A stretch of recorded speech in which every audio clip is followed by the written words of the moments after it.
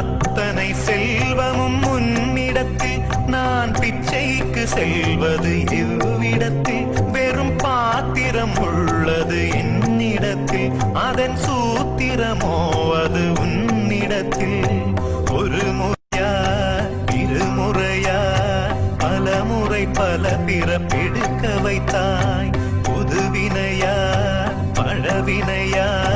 கணம் கணம் தினம் என்னை துடிக்க வைத்தாய் பொருளுக்கு அலைந்திடும் பொருளற்ற வாழ்க்கையும் புறத்துதே